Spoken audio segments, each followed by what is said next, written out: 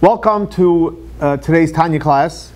We are studying the second section of Tanya, Shar, HaYichud, Veemunah. We're holding Perek Beis, the second chapter. So today's chapter is an important chapter, as I preface every single chapter by saying, since this is Tanya, this is the biblical Bible of mysticism, so every single chapter is a foundation of something very, very important, something solid, to build a strong spiritual foundation of understanding Kabbalah and mysticism. Today the Alter deals with an issue, an important issue is, that giving us the key, but a real key, and a powerful key, to be able to believe in divine providence and miracles. In other words, like this: if you had clear connection and you live with the fact that God is involved in every area of your life, how would you feel? Wonderful. You'd feel wonderful. I mean, think about it. If you really take a moment, and more than a moment, and you really understand and appreciate the fact, the concept of Hashgacha Pratis, the concept of divine providence, which, by the way, this is one of the foundations of mysticism, that God is involved in every single step of your life, from when you get up until you go to sleep, and even while you're sleeping, and everything you do throughout the day. You know what that feels like? You think it feels wonderful. Why does it feel wonderful? Because it's like your mom and your dad and your grandparents and whoever you love that's standing with you every step of the way. And not only standing with you, they're involved in every step of the way. So divine providence is extremely important to be able to live a meaningful, inspired, and more importantly, a secure life. You have to feel good about yourself, to have a good self-esteem. The strongest self-esteem you can have is when you believe in Hashgacha Pratis, if you believe in divine providence. Because the minute you believe in divine providence, how do you feel? Marvelous. Yeah. I mean, wow, it feels great. So that's one important point in this week's chapter, chapter 2 of Shar HaYichud Veemunah. The second important point is the idea of miracles. You can go through life, and there are miracles that happen constantly in our life. Some we call revealed miracles, something out of the ordinary happens. But even literally the fact that you're breathing, that you're seeing, that you're hearing, that babies are born, people are healthy. I mean, things that we take for granted, those are miracles. So we call that miracles in disguise, or miracles enclosed in nature, and then you have miracles above nature. But irrelevant the way you view it, whether it's what type of miracle it is, but ultimately, if you live a life that you see and experience miracles, how do you feel? Great. So you went from wonderful to great. Because divine providence gave us a wonderful. Miracles makes it great. Why? Because what is a miracle? Think about it. You're in trouble, right? And you're struggling with something. You're very challenged, and all of a sudden, wow, a solution comes up. You say, "Oh my gosh, a miracle!" What is that? What does that miracle? What does the definition of miracle mean? Simple English. God intervened. God intervened and made something happen out of the ordinary. Now, the reality is, we could experience and see miracles every moment. And this chapter, the Alter is going to teach us how to experience and open up our eyes and live and see divine providence in every step of our life, and to live miracles. So, this chapter, chapter 2, is a continuation of the first chapter. What happened in the first chapter of Shar HaYichud Veemunah, and even a step further? So this whole section, Shar HaYichud Veemunah, which as we discussed, is supposed to be the first section of Tanya, which, for whatever reason, the author put as a second, comes before, as a foundation to the first section. Why is that? Because what is Shar HaYichud Veemunah teaching us? Shar, the gate of Yichud, of the oneness of God. In other words, this whole section of Tanya will open our eyes and help give us tools to be able to see, understand, and experience that ultimately it's all about one. Not only one versus two, oneness. It's all God. Everything is about God. So in the first chapter, the author taught it to us and showed it to us based on a verse. What was the verse? The verse was L'olam Hashem, dvarcha nitzav b'shamayim. In other words, like this. God went ahead and created the world. God created the world. What happens after He created the world? That's it? God went to sleep? No. What's God doing? God is constantly, l'olam Hashem, like the verse says, l'olam. L'olam means forever. What does forever mean? Forever. When does forever stop? It doesn't. Forever means it's forever. So l'olam Hashem, forever, God, your words, because we know, how did God create the world?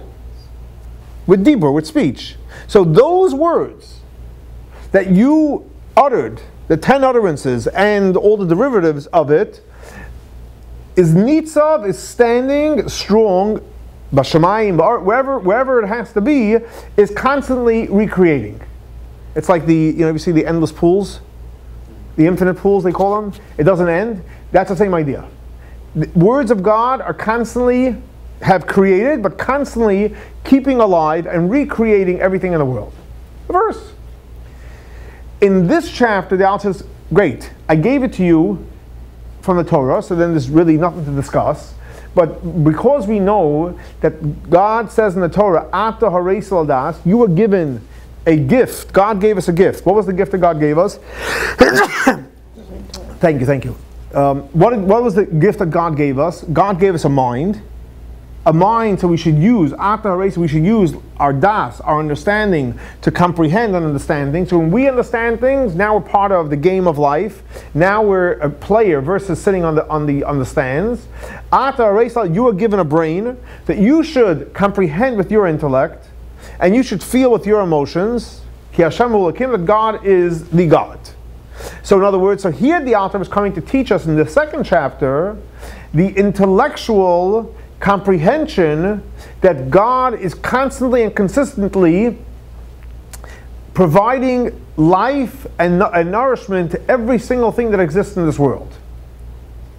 Again, what's the goal? Because once we get that, and once we understand it with our mind, and once we not only understand it but constantly think about it, then we will appreciate divine providence and we'll appreciate miracles. And so the author says like this. What's the intellectual proof? And he says as follows. What happens is, take any person in this world that went ahead and created something.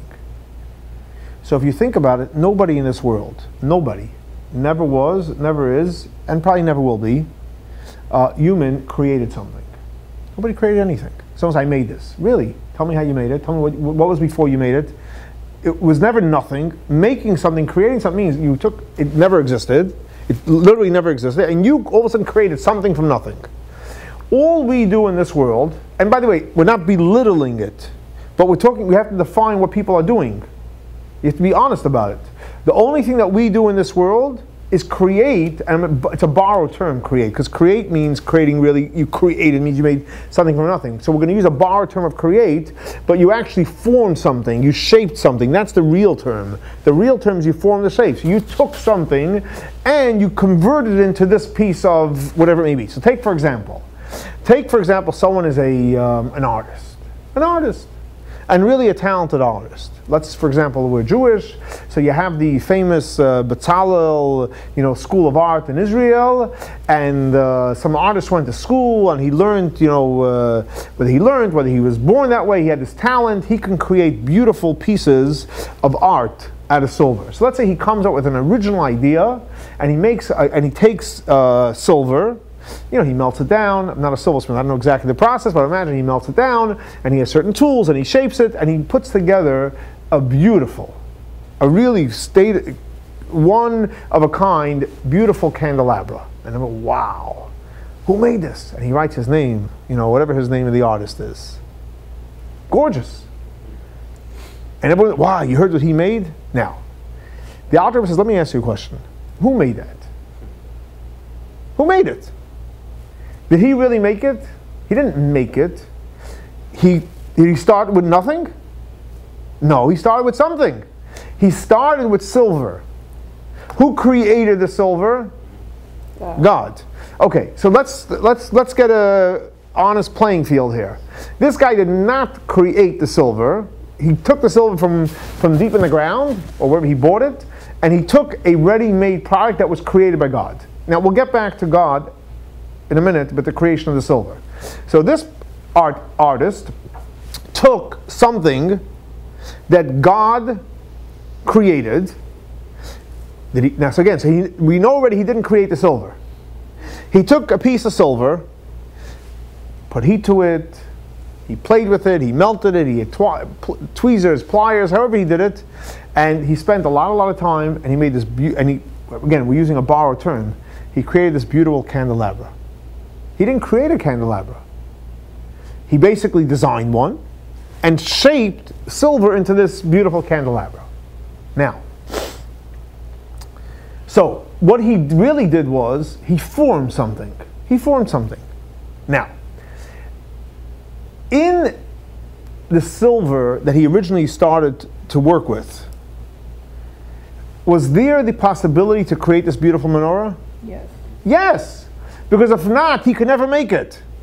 In other words, there's components, if you're able to take a real good microscope, you can see within the silver there's possibilities of it.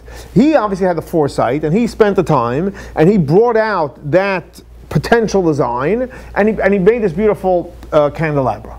Now, once he finishes the candelabra, it's finished, puts it on the shelf, he's ready to sell it.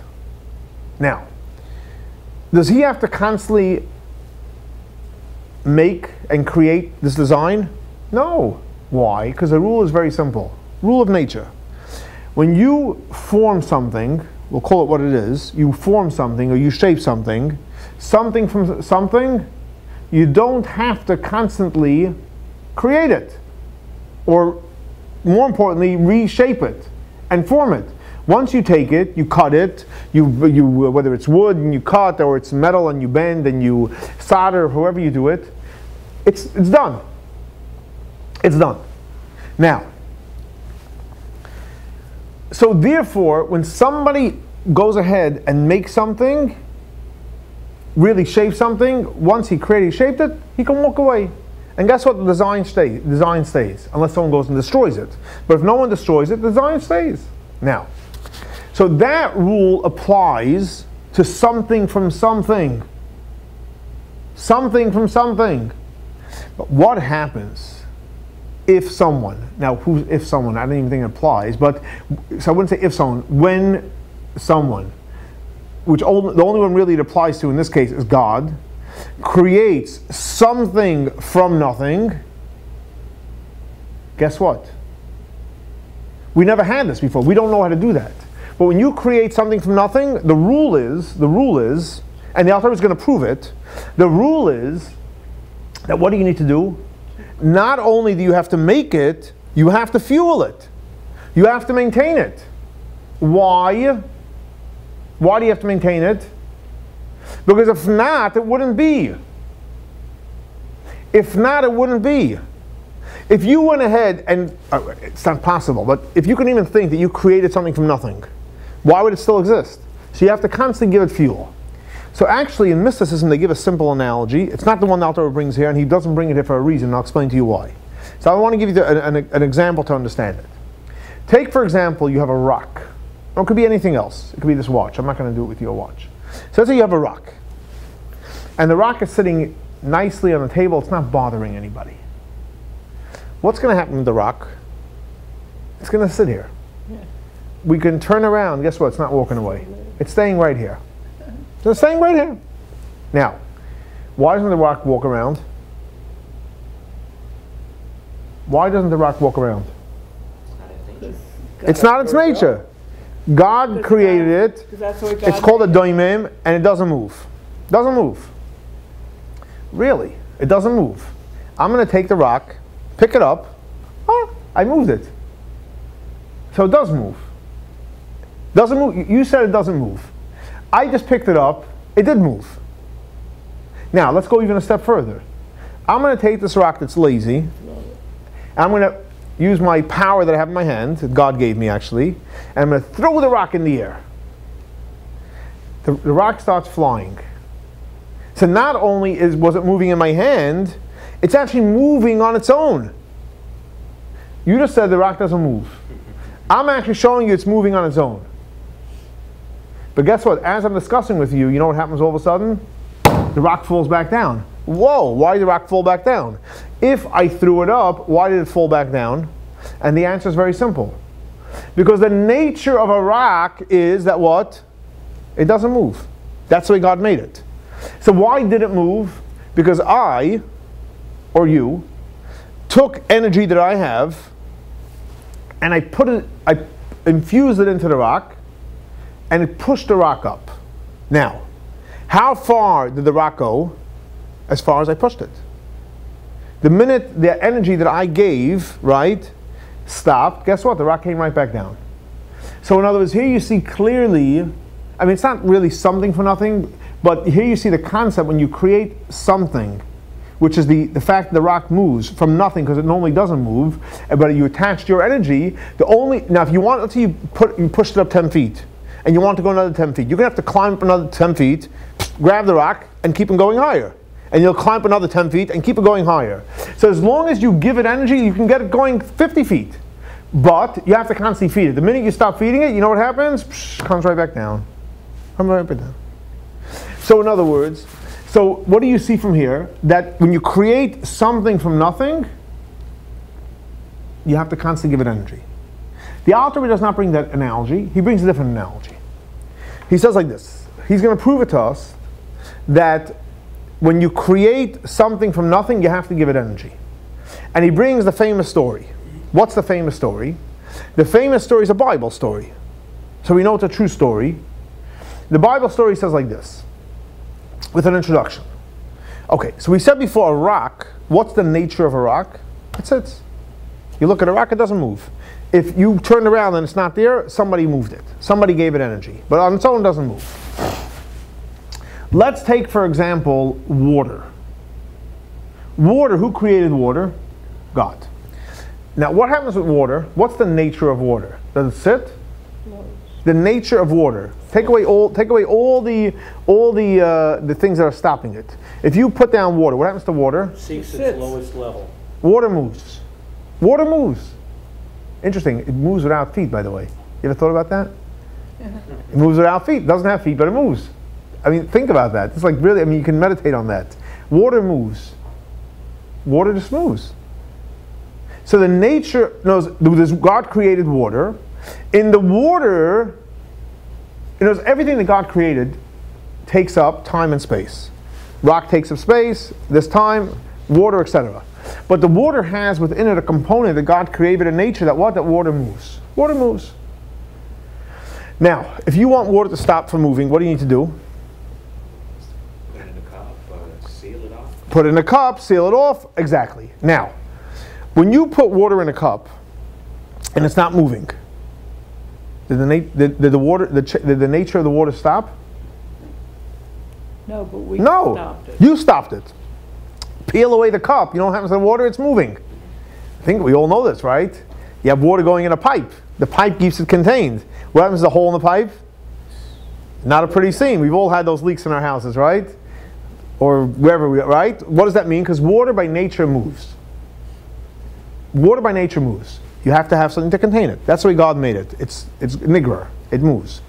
Okay, but you contain it. So what does the Torah tell us?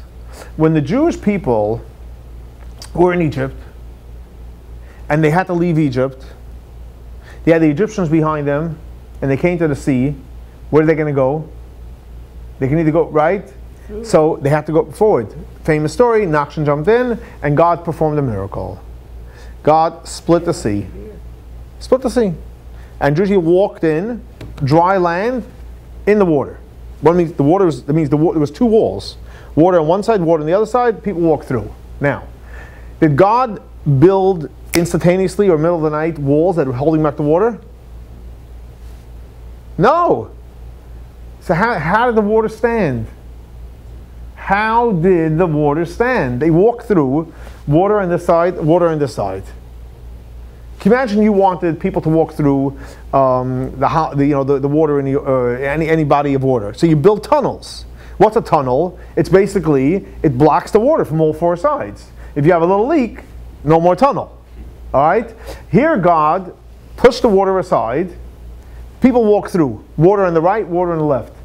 How come the water is not coming right back?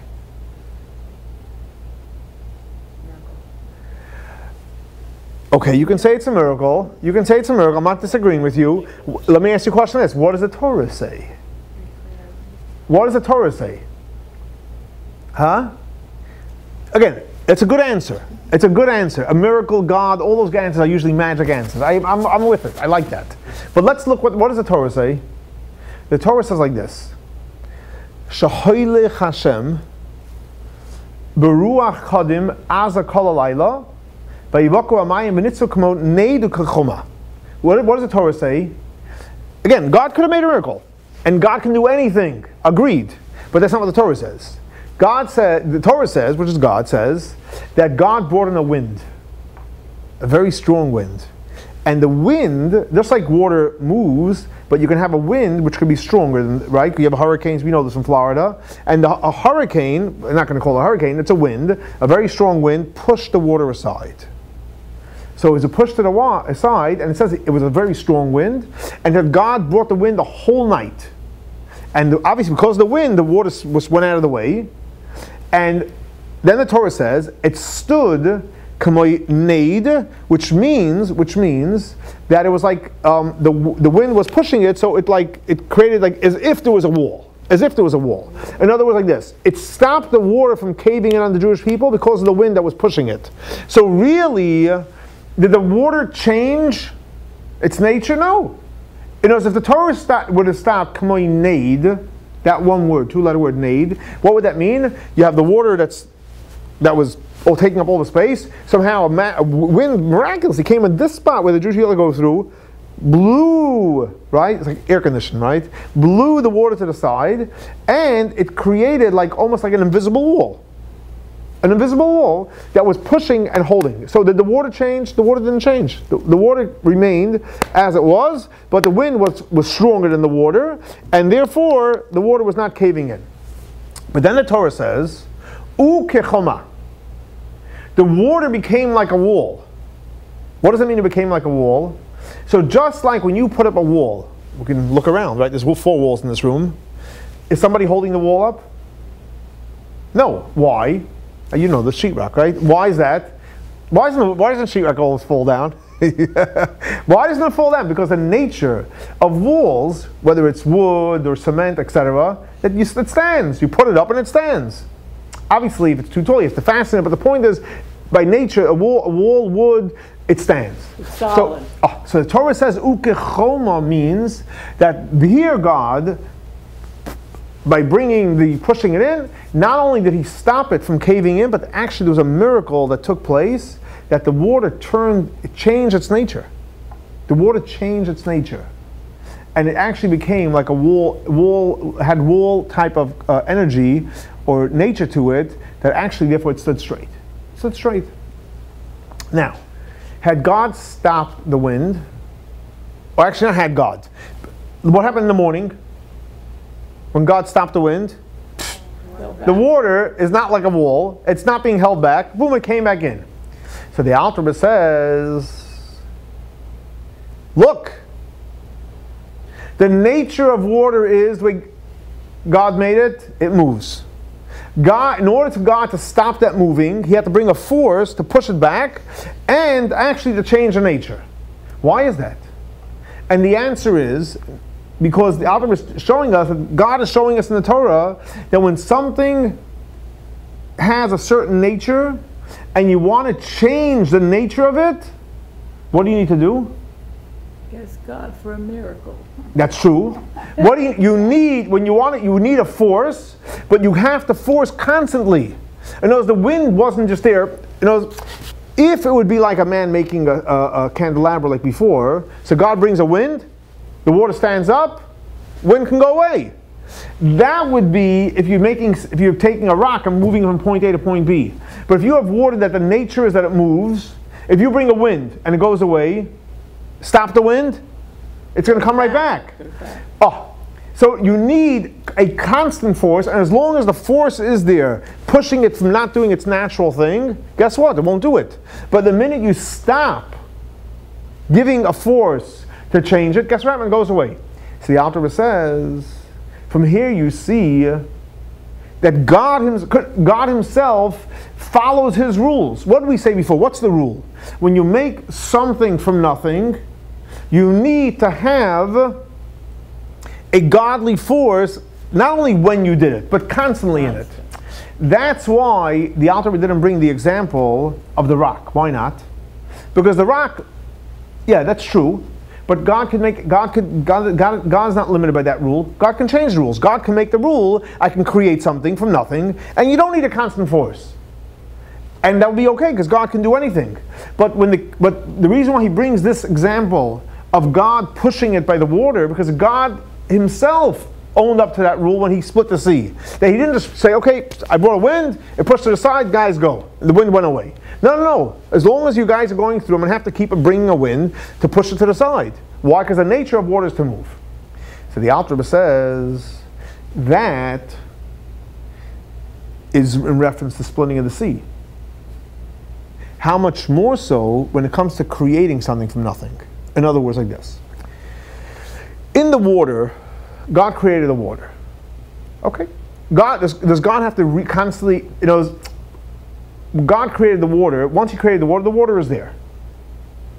Then he created a second thing in the water, that the nature of water is that moves.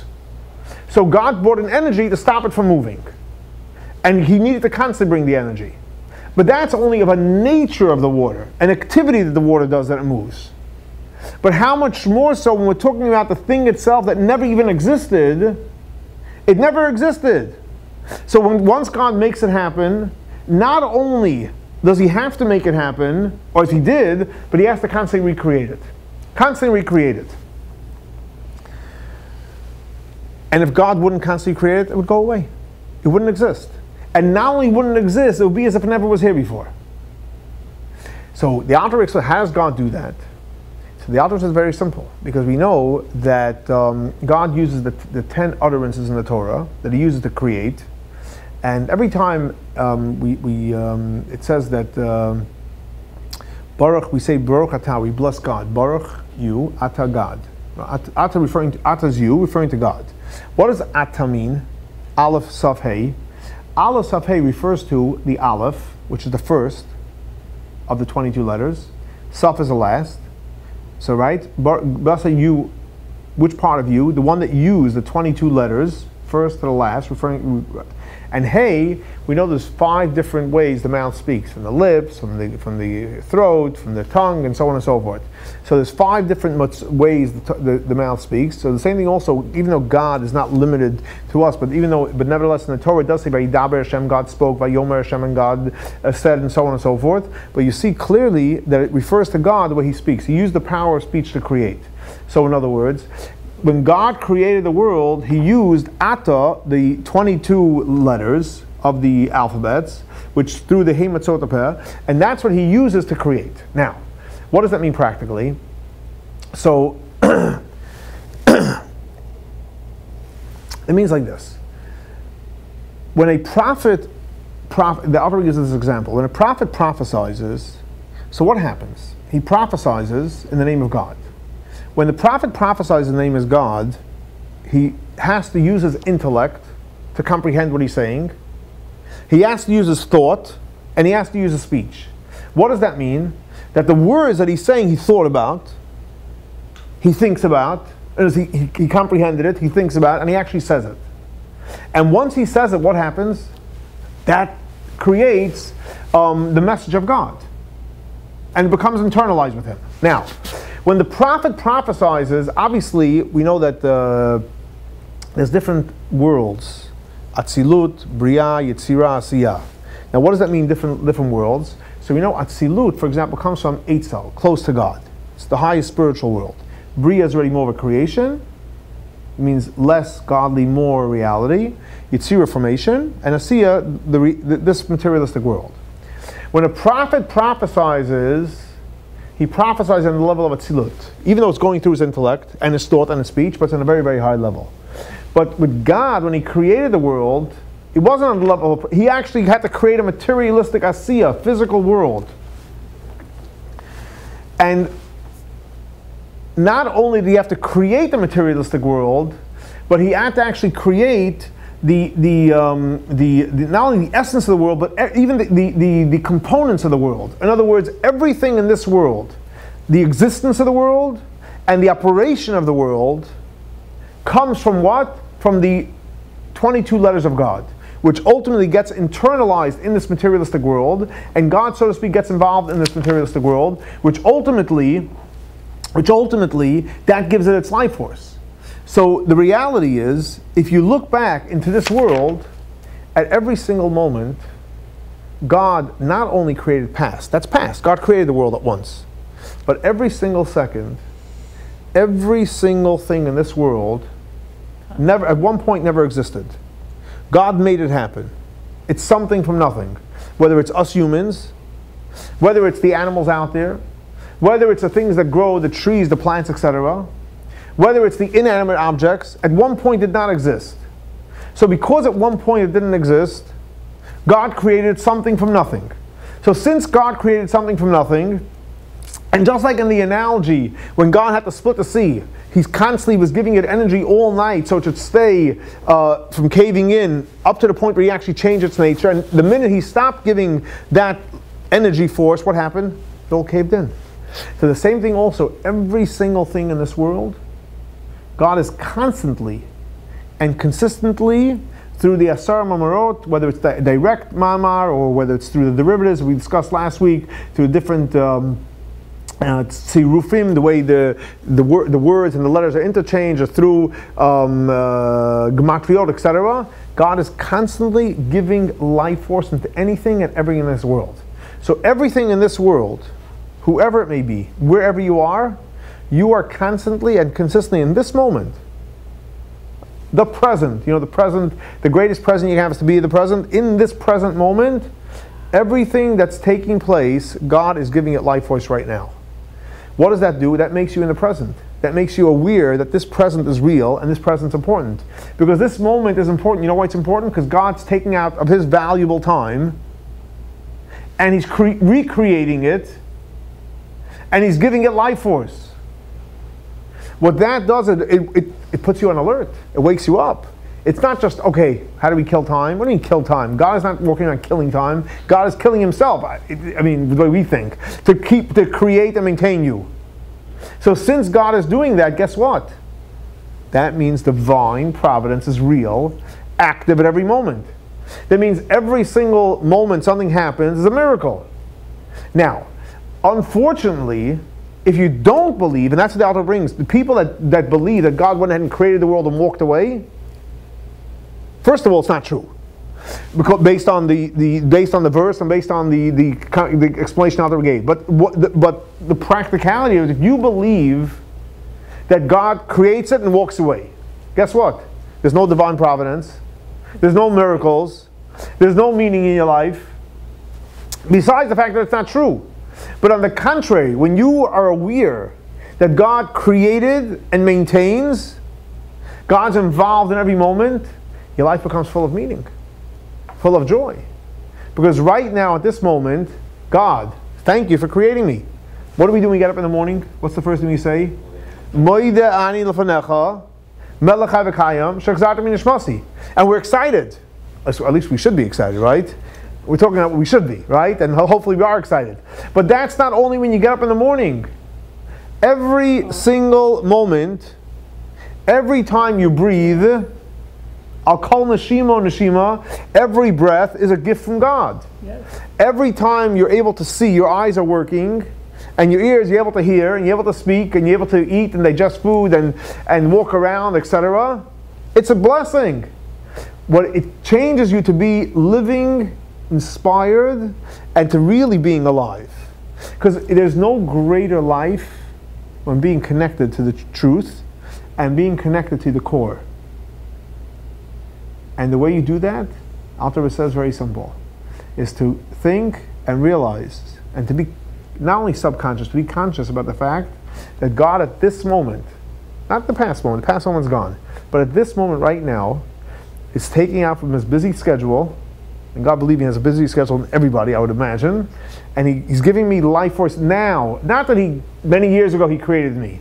No, right at this moment. We're living in the present. Right at this moment, God has given me the ability to be alive, to speak, to hear, to comprehend.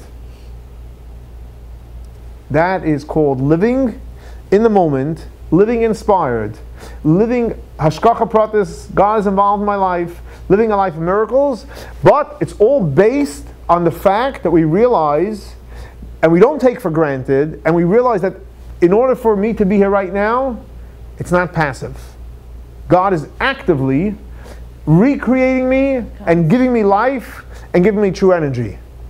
Think about it. We're not just by the spin of a dice, or just happened and we're a product of somebody's, somebody was bored. No. God wants me to be here. Because if God didn't want me to be here, guess what? He'd stop creating me, I'm gone.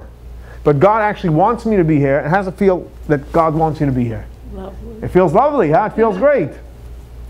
So, this chapter in Tanya happens to be, I think, one of the most important chapters in Tanya, because it really allows you to put a smile on every second. You know, a baby's born, everyone's happy, right? And whether it's a bris or whether it's a girl, and everyone's coming with flowers and everything, right? Someone was born. Why don't you do it every moment that you're alive? We're being reborn. Born and reborn. So every moment you should have the same simcha. Yes. And if you're lacking that simcha, go back to the source. It's because you've stopped thinking that God is creating you right now. The source is all in this chapter. If you're lacking the simcha, that you're, oh my gosh, I'm alive right now. Hello, you're sleeping. Wake up, right? God created you and is creating you right now. And if you really feel it and believe it, guess what? Huge smile, and every moment is a reason to celebrate, to thank God.